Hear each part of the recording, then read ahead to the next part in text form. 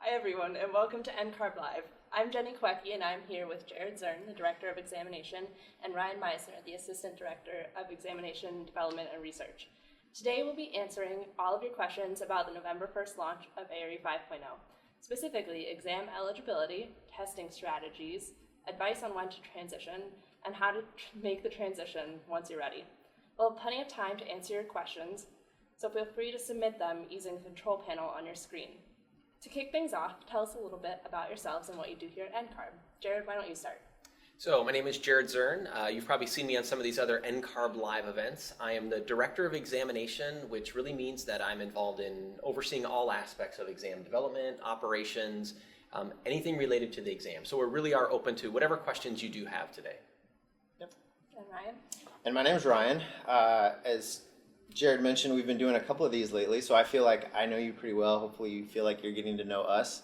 My job here at NCARB is to work specifically on the exam development side. So I work most specifically on content development and working with our volunteers to establish the items, the item types, and all that kind of work that goes into ARE 5.0. All right.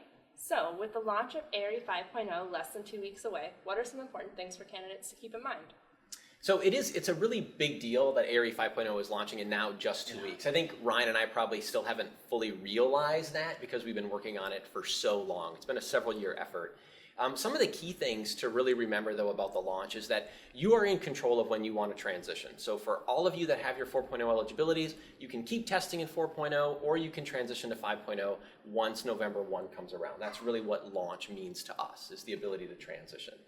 The other thing is, really don't freak out about it. I've been saying that to a lot of people. It's a new exam. I know people are always a little apprehensive about the newness of it, but in the last few weeks, we've launched our last set of resources to really help you get ready, and I'm sure we're going to talk more about those over the course of the next 30 minutes. Yeah, and I'll add to that. I think candidates have a lot of the resources that they need right now.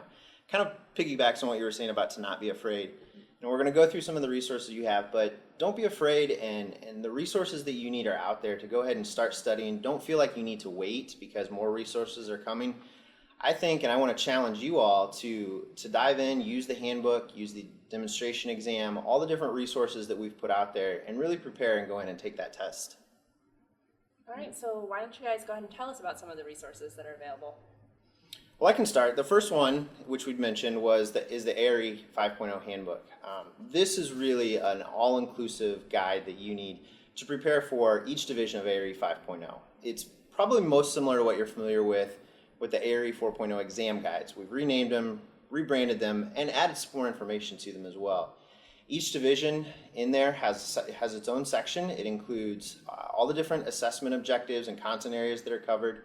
It includes a description of what those are so that you become more familiar, kind of in a layman's term or a more conversational tone, as to what it is that objective is really assessing. There's sample items in there as well. Each of those sample items includes the correct answer as well as some references and rationale as to why it is the correct answer or why other options are not the correct answer. And at the back of that is a really intense 4 or 5 pages on other references that you can use to study.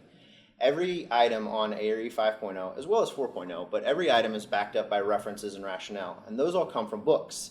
Our item writers use those books, and so we've pulled together the list that we found to contain or to be used most often in writing items, provided those to you as additional resources that you can use to begin your studying. The next big, really, I think, great resource, which is new to candidates, just launched in the last month, was the ARE 5.0 demonstration exam. So after you've taken a look at the handbook and start to understand the content that would be assessed on any specific division, you can now go use the demonstration exam, which is available through your NCARB record or your account, to then get that real test center experience before you go to the test center. We are changing the interface with ARE 5.0. It's going to look different. For those of you that have tested in 4.0, when you show up to take 5.0, the screen will look different. The navigation buttons are in new places. So we've launched the demonstration exam so that you can go play with those buttons and learn how to use all the really cool tools that are built into the demonstration exam. I'll point out a couple. Yes, you're going to be able to navigate forward and back on items, but there's a resources tab built in. There's highlight and strike through, some new tools, and we're not going to try to explain to you how to use them over this video. The best thing is just go play with them and then use our other resource, the online community, to ask questions about them. Yeah, and I think that's a good third resource to point out is the ARI 5.0 online community. We started one of these with 4.0 about a year and a half ago. Not really sure how successful it would be. Turns out it's very successful. Our 4.0 community now has, I think, over 7,000 members engaged in it. And we see the numbers climbing on 5.0 as well. But what this is an online community that allows you as a candidate to go on, ask your questions. We moderate that community. In fact, I'm Ryan NCARB, so if any of you have seen me or gotten answers from Ryan NCARB, that's me. But me and some of the rest of our team are actively engaged in both those communities every single day, answering your questions, but other candidates are as well. And so it's a really good place to go and ask questions, ask tips on how others are studying, get feedback on different resources that are out there available for studying. And one thing that's new in the 5.0 community is there's a specific area that's for study groups and meetups. So if you're in LA and you're looking for others that are studying, or you're in Chicago and you're looking for others that are studying for a specific division, you can post those kind of things there and see who else might be in the same situation and might be a good person to get together with once or twice a week to study and prepare for the same division. All right, and you guys can download the handbook and the guidelines from the control panel on your screen. So here's a big question. What are ARE eligibilities and how can candidates get them? This was a big one on our last couple of NCARB Lives that we've done as well. Do you want to go ahead and take a stab? The best way to understand an eligibility is to think about it as your ticket to take the exam. So anyone who's already been testing, you have your eligibilities. I guess eligibilities is really our technical term for what it means that you can take that exam, that you are truly eligible. From a systems perspective, you actually receive an eligibility per division.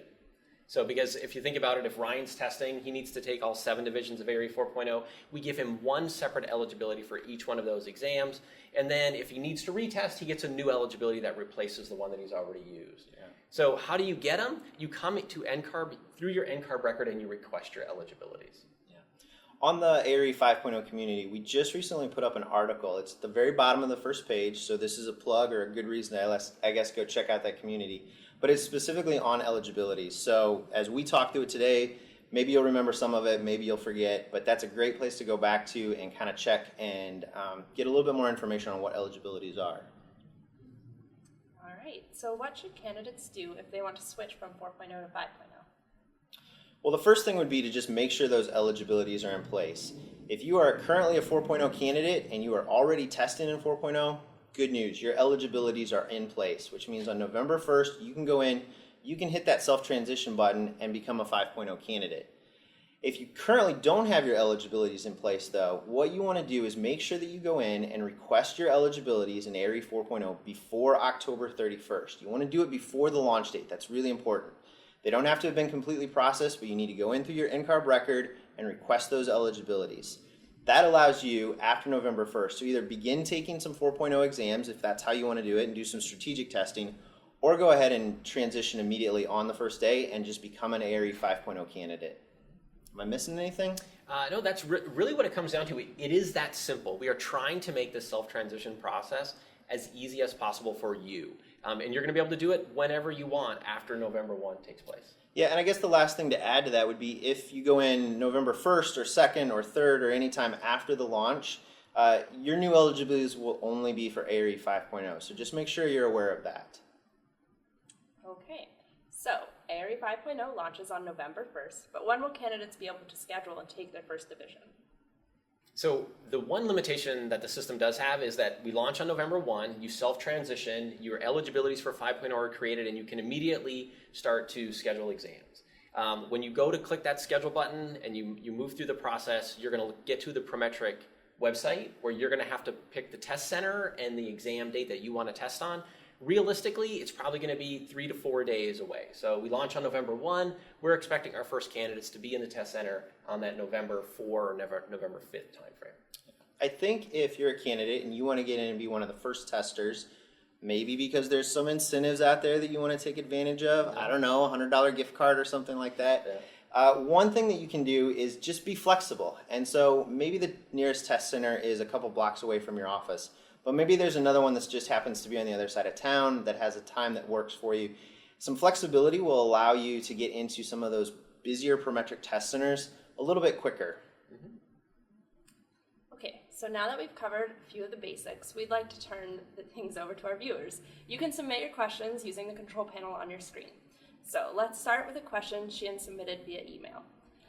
If I would like to take a few exams in 4.0 and then the rest in 5.0, what would be the latest time I could start taking 4.0 exams? Do I have to pass at least one 4.0 exam before November 1st?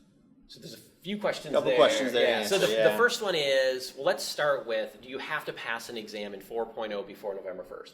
You do not. So first of all, let's just get that off the table. All that matters before November 1, as Ryan had said, is you need to go in and request your eligibilities for ARE 4.0. If you meet the requirements of the jurisdiction you want to test in, you're going to be able to get those eligibilities, and you can start testing in 4.0, and you're good to go.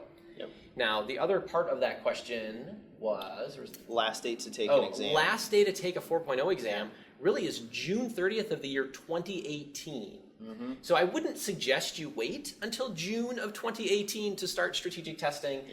What I would anticipate really is that most candidates who still want to take advantage of strategic testing will take those early divisions in 4.0 sometime over the course of the next 6 to 8 months. Then they'll transition to 5.0, and they'll be long since looking in the mirror at 4.0 well before it ever gets turned off. Okay, and here's one a couple of people have been asking on Twitter. If I have 3 out of 4 ARE 4.0 credits for an ARE 5.0 division, do I still need to pass the entire division in ARE 5.0, or will I only have to answer the questions I don't have credit for? Yeah, that's a good question, one that we've heard, like you said, a couple different times through a couple different areas and ways of getting a hold of us. We've seen it on the community. ARE, whether it's 4.0 or 5.0, it's not, as tests, they aren't designed to be split up in any way. So the short answer to your question is yes, you will need to take the entire ARE 5.0 division, even if you have 3 of the 4 4.0 divisions that would make that credit. And that's really just goes back to the way content is spread out, the way content's been reshuffled in 5.0. We just don't have the ability to only ask you specific questions and still get a proper assessment on your competencies. Okay, so in ARE 4.0, there were questions on an exam where the reading material was different in an exam. Is that still the case in 5.0?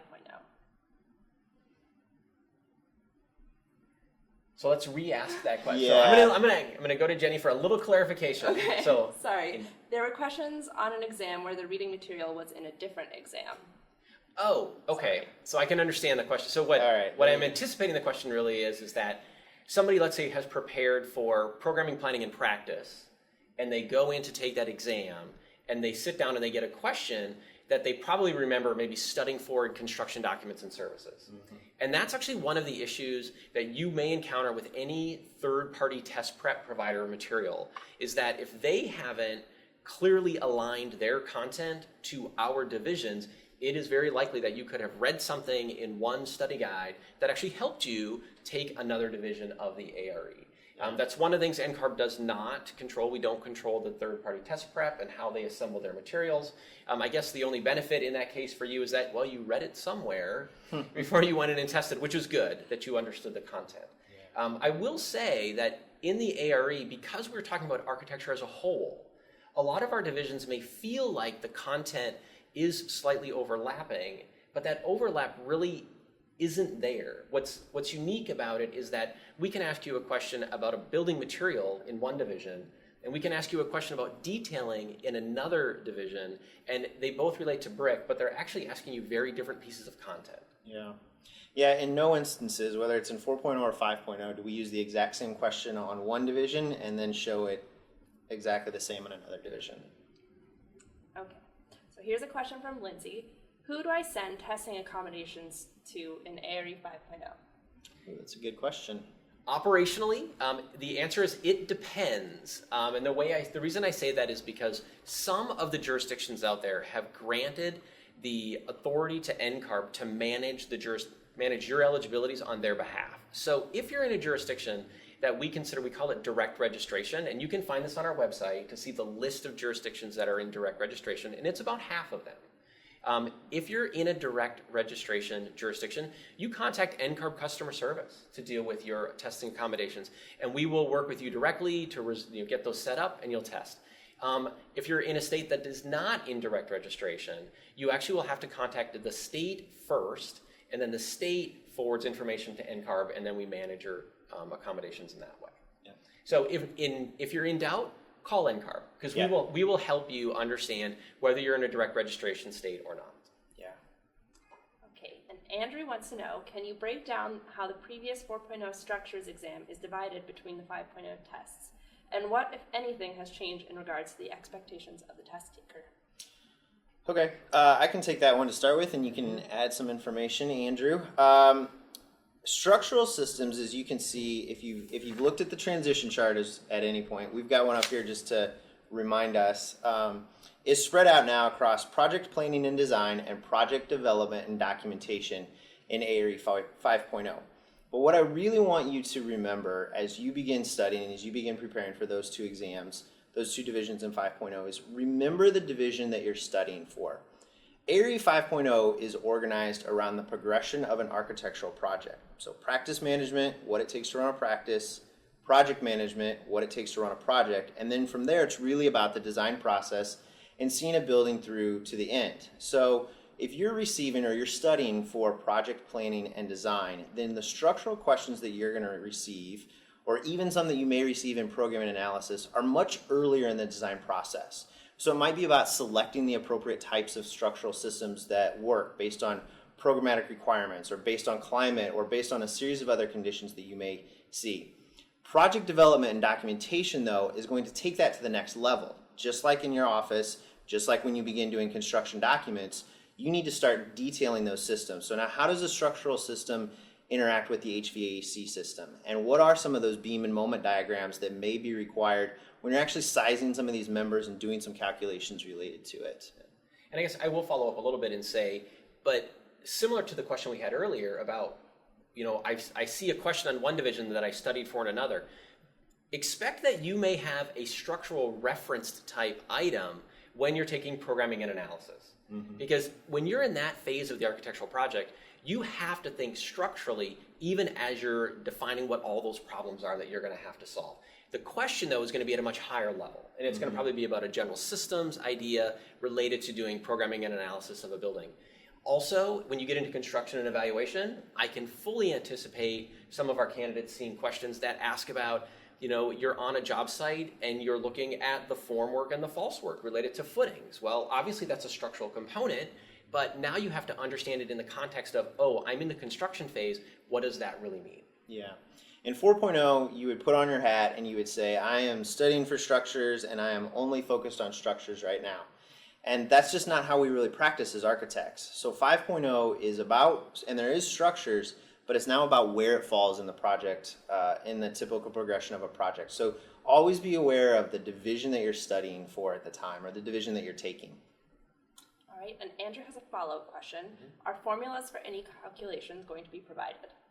Yes, they are. Jared was talking about some of the new tools that are in the ARE 5.0 interface.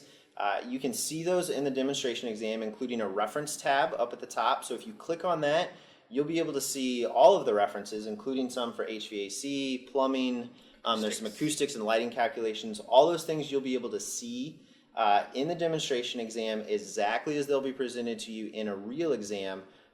Those formulas are available across all 6 divisions, so you're probably not going to use any of them on practice management, but they're there just in case, and you can become familiar with them using the demonstration exam, and they're there for you during the testing time. Okay, and here's a question from Carmen. What if I was already eligible for 4.0 but haven't passed an exam yet? Am I still able to start in 4.0 and finish in 5.0? Or do I have to start in 5.0 since none have been passed yet?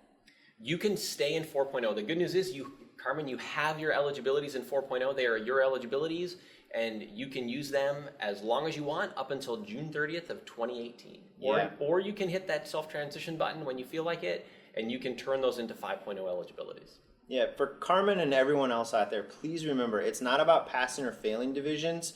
It's about just having your eligibilities in place. So whether you have 6 divisions passed or 0 divisions passed in 4.0, that's okay. The self-transition allows you to do that whenever, as long as those eligibilities are in place. And I guess I'll actually add to that a little bit, because one of the other things that may happen, you may be watching this right now and have had 4.0 eligibilities, but maybe they've gone inactive because you haven't been testing for a while and you're kind of thinking about coming back to the exam. So the good news is for you, we'll actually reactivate your eligibilities as 4.0 eligibilities in all the same situations. So even if you've never passed the division in 4.0, since you had originally requested eligibilities that existed as 4.0, you will continue to have those 4.0 eligibilities even after they're reactivated. Just for clarification, even after they're reactivated post November 1st? Even after November 1st. Okay. Okay, here's a question from Daryl. Can you talk more about the structural systems equivalent in ARE 5.0? Will we need to be able to perform structural calculations as extensive in 5.0? Realistically, I would say the answer to that is no. That there will be some people who are taking a project development and documentation division, and they are definitely going to get structural calculation questions. But the total number of structural calculation questions in 5.0 compared to the total number of structural calculation questions in 4.0 is going to decrease. What you are going to definitely have to demonstrate, and this is where the handbook's a great resource. If you read the handbook and you look at those two divisions, structures is peppered throughout, but you're going to see it more at a conceptual and at an application level. Like, do you really understand how to integrate structures into a building? It's not so much about can you calculate the exact moment in 23 different situations. Yeah. It may be calculate the moment in 1 or 2 situations. Yeah. Let's always remember, this is an architectural registration exam. We're not testing on becoming engineers, structural engineers. We're not testing on becoming electrical engineers or anything like that. So it's really about how that work applies to your work in the office daily as an architect. Okay, here's a question from Bethany. Where on the NCARB site can I request eligibility for ARE 4.0? Okay, so the way to do this is go into your NCARB record. So you would log in there first. When you are there, there's an exams tab across the top. Click on that exams tab. If you have eligibilities, they're going to show up and you're going to see them. You're going to start seeing the list of 4.0 divisions that you can start to schedule. That tells you you have those eligibilities. If you have never requested eligibilities, when you click on that exams tab, there's going to be a button on there. I think it's green in color. That says request my eligibilities. Click that button and start going through the process. The one thing you need to know is that if you're going to request eligibilities, most jurisdictions do require that you have your education verified with NCARB before those eligibilities are granted to you. So this is also something to do sooner than later. Please do not wait until October 31st to do this. I know some people will. NCARB's getting ahead of it, and we're linking as many transcripts as we can, as fast as we can. But if you have yet to submit your transcript to NCARB and get it verified, that is something you're going to have to do very quickly so that all of that can take place before November 1. Okay. Samuel wants to know, if I received my eligibilities in 2002 but haven't passed any divisions yet, am I still eligible to test? Maybe. It's a great answer. It depends. It depends. And again, it really actually depends on the jurisdiction which granted you those eligibilities. The key thing there was the year 2002. Some jurisdictions, when they grant you an eligibility to test, really leave that as an unlimited eligibility that will last into forever. So if you're in one of those jurisdictions, those eligibilities are probably still sitting there waiting for you. Yeah. You may have requested eligibilities in a different jurisdiction where they limit the lifetime, length of your eligibility. If you happen to be in one of those jurisdictions, you may log in and find that your eligibilities have become inactive. But that's where you can request to have them reactivated. When they're reactivated, they will be 4.0 eligibilities. Like Jared mentioned, just going into your NCARB record and seeing those eligibilities there will give you a really good idea on whether they're in place, whether they've expired and you need to re-request them, or whether you just need to request your eligibilities for the first time. And as you're in your record, if you have any questions, call NCARB customer service. They will walk you through this process and help you understand exactly where you're at. Okay, so Russ says, I took one exam in 4.0 and failed. Does this mean my rolling clock has begun? Nope. Rolling clock only begins on the first exam that you passed. So not until you get that first pass, whether it's in 4.0 or in 5.0, will your rolling clock actually begin to start to roll and affect future exams. Okay, so Jamie asks, I just got married and plan on changing my last name. Should I do this before taking my first exam? That's up to you. That is entirely up to you. But just make sure that the name that is in your NCARB record and the documentation that you've submitted to NCARB and your member board to change your name matches what's on your identification when you show up to the test center. Because that's what the test center administrator is going to be looking at when they go to check you in. And so if you're giving them a driver's license with a different last name that's listed, they're not going to be able to let you test on that day. So when you do it, it's entirely up to you. Just make sure they match. All right. Bruno wants to know, is ARE 5.0 harder than ARE 4.0? That's a good question. Do you want to? We get that question a lot because, again, I think it's that nervousness of the unknown. And what I have been telling candidates is that it really doesn't matter. And we talked about this a lot in the last NCARB Live. And the reason being is that we know we're changing the structure of the exam. We're adding case studies and these new item types. And if the exam starts to be more difficult for candidates to score on, the cut score for the exam will be adjusted appropriately. So that's it. We haven't talked about the cut score process yet at all, but when we launch this new exam, we're actually going to go through a full cut score process. And that's where we establish that appropriate threshold for passing scores versus failing scores. And the level of difficulty of the exam is taken into effect when we set that decision. Yeah, and I think the other thing too is it's just different, and it's really going to depend on who you are as a candidate and maybe what your work experience is. Some people that maybe have been testing in 4.0 are very comfortable with the Vignette software. 4.0 is going to continue to be quote unquote easier for them. But for other people that maybe this is their first test or they're getting into it, the idea of a series of tests that just follow an architectural project makes a lot of sense, and in that way it might be quote unquote easier for them. All right, well, since you started talking about them, can you tell us a little bit more about the cut score process and incentives for candidates to test early? Yeah. So I'll start with incentives, and then Okay. you can talk about cut score a little bit. And I guess they're going to overlap, because one of the things that we need in order to be able to do the cut score is we need testing data to work with. And we get our testing data when you go in and take an exam. So in order to do that, we're looking for about 600 people in each division to get in and be what we're calling an early tester. So if you are one of the first 600 people per division, we want to incentivize you to get in and be an early tester. And for just going in and taking your test, we're going to give you a $100 Visa gift card. And that Visa gift card can be used on anything you want it to. Visa, it's everywhere you want to be. So you can use it however you want. But that's one way we can just say we want to encourage you to get in and test early, especially if it's just something you're kind of on the fence about. That helps us because we then get our testing volumes that we need, and we get the data that we need in order to do the cut score process. And we also recognize that because we're going to go through this cut score process, which Jared will talk about here in a minute, your score reports are going to be delayed a little bit. And so in order to say thank you, or to kind of help you be okay with the fact that it might be 8 to 10 weeks before you get that first score report, we want to provide an incentive and provide a little thank you as well. Right.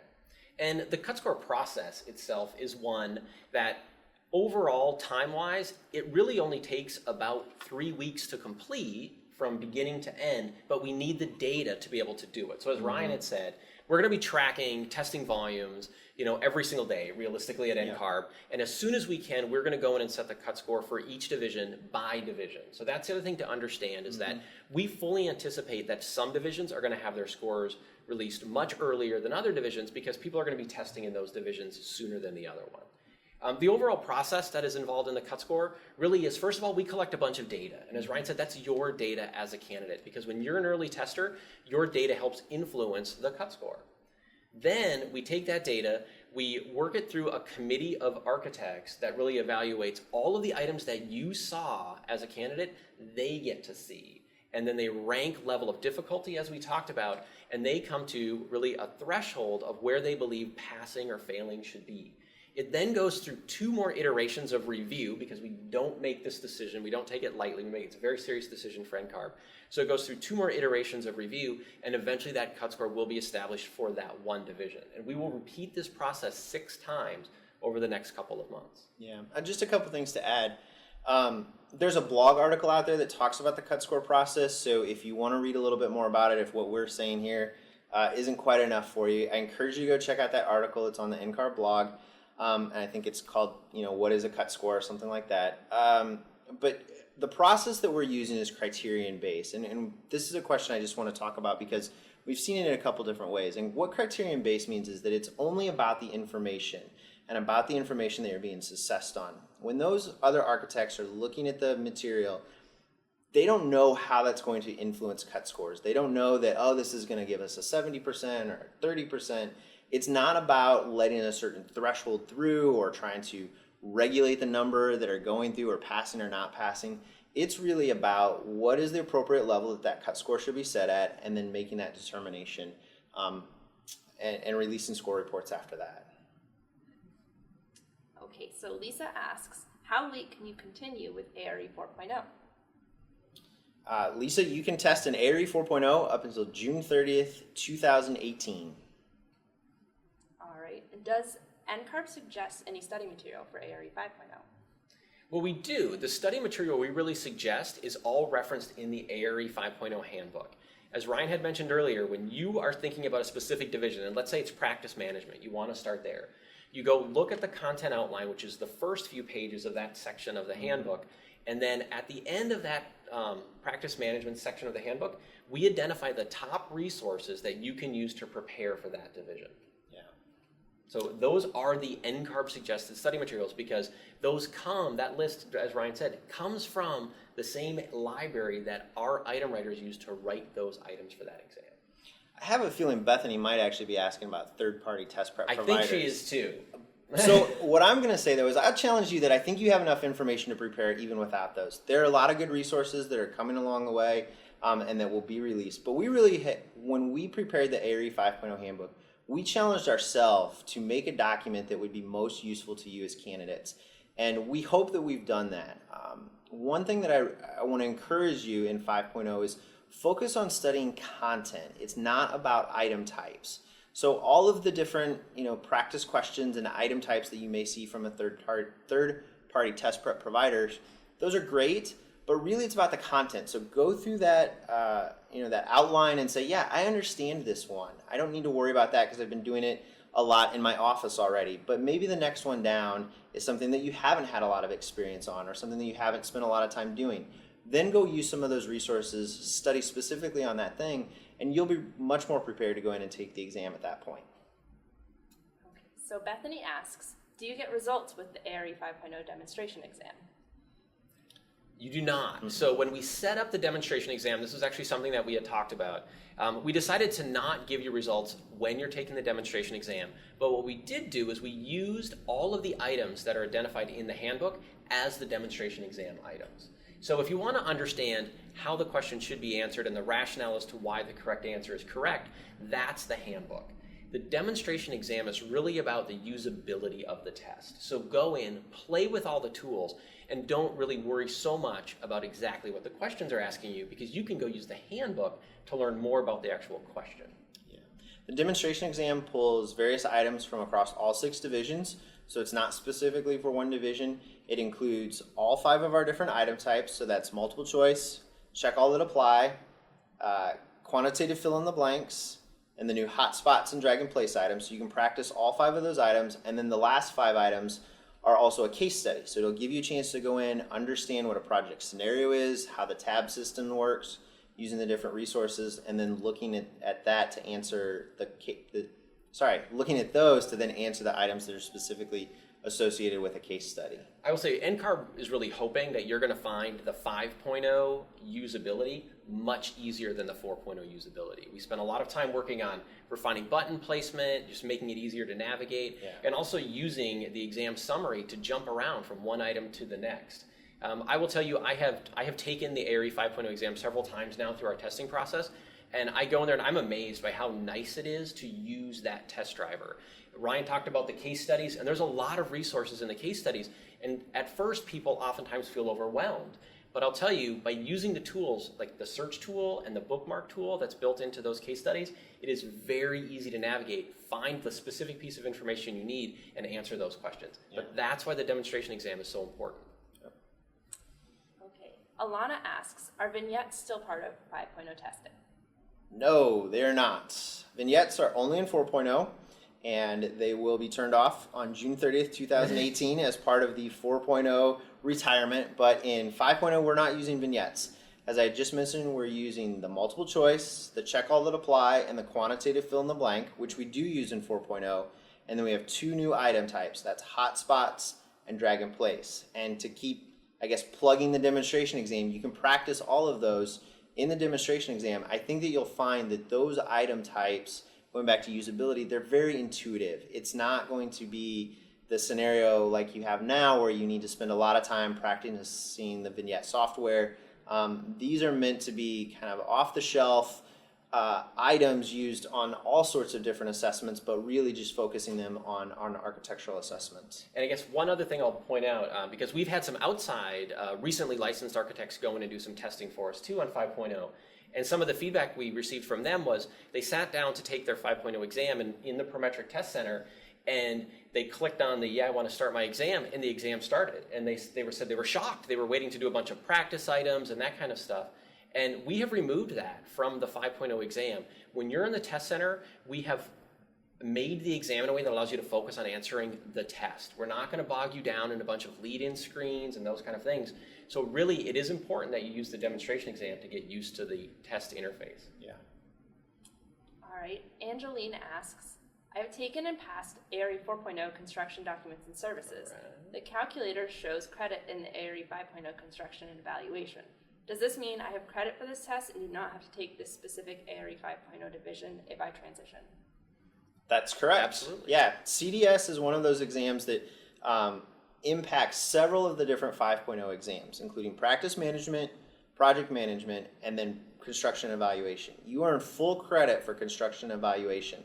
Now, if you go on and pass programming, planning, and practice, too many P's. If you go on and if you go on and pass programming, planning, and practice in ARI 4.0, you're going to earn the rest of your credit for practice management and for project management. So in 2 4.0 exams, you've now earned credit for 3 5.0 exams. All right, so we're getting a lot of questions about how to transition from ARI 4.0. Can we talk about the tools that'll help candidates transition, like the calculator and the credit model? Yeah. So I'll start with the credit model, which is simply a PDF document that's available on our website. It's been out there for over a year now. You can also download it from the control panel. Oh, and you can download it from the control panel. But this document really is a quick way of you visually just sort of checking off where you're at in the transition process. But if you want to see a more interactive display, because what we know is this is just you checking off boxes, it doesn't take into effect things like your rolling clock date and those kind of things. So we built the ARI, the transition calculator, inside of your NCARB record because that links to your live data.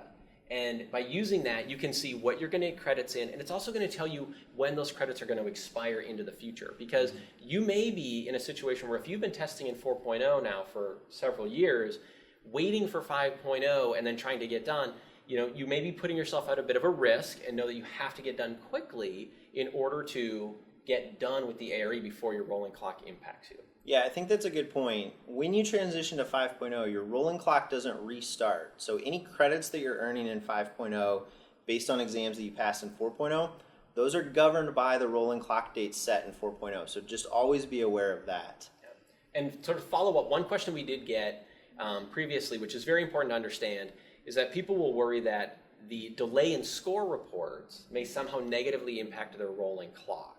And that isn't going to happen. So if you are somebody who's going to transition to 5.0 and take some 5.0 divisions and you need to get them done in order to avoid being impacted by the rolling clock, your rolling clock is based on the day you test it, not the day you receive your score report. So if there's a delay in the score report, that does not impact how your expiration dates are calculated. Yeah. Can I ask a follow-up question? Yeah. So what actually happens on November 1st, what's it look like when a candidate goes into transition? Because I think that's also related to this. So, okay. Log into my we'll walk you through the steps. When Yeah. you log into your NCARB record for the first time, you're going to be able to see a little dialog box that says, transition me to 5.0. And if you click on that, we're going to give you a screen that actually says, if you were to transition today, this is where you're going to be. It's going to be similar to the calculator. It's going to show you the credits you will have earned, and it will clearly identify the divisions in 5.0 that you would still need to pass. because we want you to make an informed decision. We don't want you to sort of accidentally transition to 5.0. So first you'll be given this little report that says, here's where you're going to be at if you transition today. If you like what you see and you still want to move forward, there's a button that says, okay, yes, I want to transition. But we're even going to make you type the word transition into the dialog box and then hit the button, because it's that double confirmation of you are accepting what we are calling it is a one-way transition. So when you transition to 5.0, you will then forever be a 5.0 candidate. You don't get to go back to 4.0. Okay, so Javier asks, can you discuss case studies and how they work? Yeah, that's a great question, Javier. So case studies are a collection of items about a series of resources. What that means is they're always going to be located at the end of a division. So in practice management, which is 80 items long, the first, let's say, 70 items will be individual items, and it's only that item. The last 10 items or so, we're approximating here, will be associated with a case study, which means you're going to see a scenario, so something that sets up an architectural project. Then you're going to see a series of resource documents. So in practice management, that may be a staffing schedule. It may be some RFPs that your firm is looking at going out for. It may be some, let's see, what else would be in practice management? There could be a potential contract. Yeah, exactly. That the owner is wanting you to sign. Yeah, so a couple different resources that are about that project scenario. And then the questions that you'll see after that all point back to those same resources. So items in a case study aren't meant to be answered on their own. They're meant to be answered using those resources. Now, each question may actually involve you answering or using a couple of the different resources. Looking something up in the contract, comparing that to what the client actually wants, and determining what the appropriate answer is based on that. So what it allows us to do from an assessment standpoint is see you as a candidate put together these resources, use them like you would in an office, and come up with the correct answer all around one particular project or project scenario. One thing I'll add is that in the 10 questions I think we said for this one, all 10 of those questions, the resources are exactly the same. They don't change throughout the case study. So if item number 1, you see something related to the contract, and you go back to item number 8, that contract is exactly the same. So we're not trying to trick you or do anything like that. Same resources throughout the whole case study. I think people are going to figure out there's a real strategy in how you approach case studies. Ryan's actually putting together a video right now that we're going to release that walks you through this. But what you're going to start to find by using the demonstration exam is a good way to approach it is when that case study launches for the first time, you're going to review that summary, that scenario, because the scenario really sets the stage of what you're working with. And then you're probably going to skim the tabs across the top and say, well, what are the resources that I now have in working with this scenario? Then it's time to start looking at the questions. If there's a resource that you really don't understand at all, like you literally read the title and go, I don't know what that is, click on it, go look, get a sense of what it is. But we have a feeling you're going to see those resources and you're going to know what you're looking at. Once you see the name, you're going to understand. Yeah, extra time has been built into the total time for the exam to allow you to become familiar with the resources. I think another thing that is important to point out is you don't need to memorize the resources. If you sit there and try and read every single line and every single resource, you're simply not going to finish the exam. It's not meant to be used that way, and you'll run out of time. But like Jared said, there's really kind of two strategies. One would be to go in, spend a little bit of time up front, and really become more familiar or more comfortable with what is the types of information that are in each of those resources. The other one is what Jared said about just kind of looking at the titles, saying, okay, I know what's in that one, I know what would be in that one, and then just jumping into the items and going back to the resources then based on each item. Okay, Adriana asks, if I already signed up for an exam in ARE 4.0 and I decided to transition to 5.0, can I reschedule the exam from 4.0 to 5.0? You cannot. This is actually one of the limitations because 5.0 is truly a different system. Those of you that choose to transition, one of the other things you're going to notice very quickly after that transition happens is your My Examination portal is going to look completely different. We are integrating with a whole new vendor as far as the 5.0 candidate management pieces. So it's important to understand that you are a 4.0 candidate. An exam scheduled in 4.0 will remain in 4.0. If you have scheduled an exam in 4.0 and decide you don't want to take it, the reality is we can cancel that exam on your behalf, but there's no refund involved in that cancellation. It would allow you to transition sooner to 5.0. Okay. Everyone wants to know, what's the estimated time that score reports will be delayed for ARE 5.0? Back to my favorite answer today, which is it really does depend. And that's all about the time it takes for those 600 early testers to show up. Yeah. So what NCARB is going to be doing, because we know right now, we say it depends because we really have no data, but as soon as candidates start testing, we're going to have that data and we're going to start reporting that back out to you. So that's the thing to, don't be afraid to go in and test very early, because then what you're going to start doing is you're going to start getting emails from myself and from other people at NCARB saying, okay, here's where we're at. You may have tested on November 10th.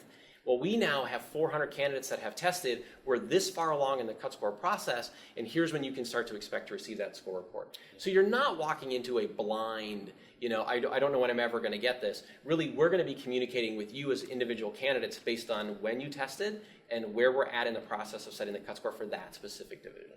We do know a couple things, though. We know that a lot of you have been testing strategically, so we fully expect that on November 1st, a lot of you will transition and get in as quickly as possible to take PPD and PDD, Project Planning and Design and Project Development and Documentation. So we expect those to probably be the first two that are out there and get their cut scores established and score reports done. After that, that's really when it comes to the it depends. It depends on who gets in there and tests early and how the testing volumes go. Like Jared said, we'll keep you up to date on how it's going, whether you've tested or probably general updates as well to the entire candidate population. But we're looking at 8 to 10 weeks at least on some of these. Right, and so I'll speak directly to those of you that have maybe not taken any divisions in 4.0 or have taken some and haven't been successful. You may want to honestly just consider transitioning to 5.0, because what that does is that actually opens the door for you to test early in practice management and project management and construction and evaluation, because those are the divisions that we don't think the strategic testers are going to be testing in early. So you may find more incentive to transition to becoming a 5.0 candidate. Yeah. And speaking of incentives and testing early, you can test early in more than one division, which means you can earn more than one of those Visa gift cards. So Justin asks, are the cut scores going to adjust as more data is collected? They are not. That's actually part of the reason we're holding the score reports for the length of time, because that 600 number gives us the representative sample size that we need to set an appropriate cut score. We would not want to set the cut score only after, let's say, 200 administrations and then realize, we kind of missed the mark. Any candidate who had tested in those first 200 wouldn't appreciate the fact that NCARB is changing their mind. We're not going to do that. It really is about setting a valid and appropriate cut score for everybody, and that's why data collection is so important to us. And this is a decision that is not just for this year or for the next 2 years. The reality is this is a decision, these cut score marks are probably for the next 5 or plus years. So that's one reason we take it so seriously. We know that it's not only affecting candidates immediately, but we know that it's affecting all the candidates down the road, and we don't want to get it wrong. So is NCARB going to provide more feedback on the score reports for ARE 5.0? Ooh, we are. Yeah, do you want to talk a little bit more about that? I can. One of the, we constantly get that. That's some feedback that we get from NCARB, from you as candidates, that you'd like to have a better understanding of, if you get a failing score report, how you did. And so we're going to continue to give you that feedback chart on page 2 of every failing score report. But what we're doing is we've broken down the 5.0 divisions by section. And then each one of those sections, we're now going to break down the feedback into a 4-tier scale. So it's going to give you a better sense of, are you really performing very, very well in that section? Are you sort of in that just barely good enough, below the line, which really isn't acceptable, or significantly below the line? And we're helping that by directly tying this to the sections, which are outlined in the handbook. You're going to have a better job of, it's going to be easier for you to understand where do you need to study when you go back in and test. And the 4 tiers is only in 5.0. Yeah. 4.0 will continue to be the 3-tier system that you're familiar with now.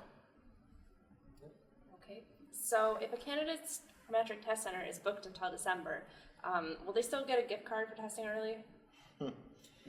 It depends. Realistically, I would say the answer to that is probably yes. Because in December, Because here's what we know at NCARB. In an average month, there's only about 500 candidates that test in any one division. Now, as Ryan had said, and I also firmly agree with this, that project planning and design and project development and documentation are going to have higher testing volumes. But if you're testing in December on either of those two, or especially the other ones, practice management, project management, it's very, very likely you are going to be considered an early tester. Yeah, and we mentioned this at the beginning. If the Prometric test center that you're most comfortable with is booked until December, but you have some flexibility, whether it's in your schedule or your ability to travel or whatever it may be, sign up and take an exam in a different Prometric test center. That allows you the opportunity to get in a little bit sooner. Okay, and for candidates that are transitioning from ARE 4.0 to ARE 5.0, are there any important exam policies that are changing that they should be aware of? Policies. There really are no significant policy changes. We try to make this as simple as possible by keeping the division price the same. It's still $210 per division. The rolling clock remains unchanged. It does transition with you, as Ryan had said. Yeah. The one policy change that's going into effect is we are changing the rescheduling policy. We're actually lowering the fee. If you want to reschedule more than 30 days out from your exam appointment after November 1, then it will be free to reschedule. Whereas today it would cost you $60 to do that. And we're actually making that change for both 4.0 and 5.0. So that's the other thing NCARB's committed to doing, is to make this as smooth as possible. When we make a policy change in one division or one version, we're wanting to implement that in the other one, because that way we're not sending mixed messages to our candidates. Well, then one other fee change is for anybody that's taking an exam in one of our international sites. After November 1st, those are also going to be $210 a division. Currently they're $310. After November 1st, in both 4.0 and 5.0, they'll be $210. Okay, so we just have a few minutes left. Before we wrap up, can each of you share one key takeaway from today's webinar? You want to go first? I can. I think the real key takeaway is the resources are out there. We have shared a lot with you with our video series, the online community, the handbook, the demonstration exam, the guidelines. So use those resources and engage with us. Get on the community, ask us questions. You have what you need to get ready to prepare to take this exam. And we hope candidates show up early, they take those tests, and we're working hard to give you the best test experience that we can. Yeah. And I think I'll just kind of add to that. Use the resources around you. Use the resources that NCARB's providing, but use those that are in your office as well. 5.0 is now about progressing through an architectural project. You've heard me and Jared say that a couple times already, which means those people in your office that have a little bit more experience, that have maybe been working a little bit longer, they can help you specifically understanding some of those content areas that are outlined in the handbook. Other people that are studying at the same time. So get on the community, find people that are around you that are studying, use your AIA study groups, whatever they may be. Build a support group around yourself, and don't be afraid of this. I don't think ARE 5.0 is anything to be afraid of. It's just different, and I think you're probably more ready than you think you are right now.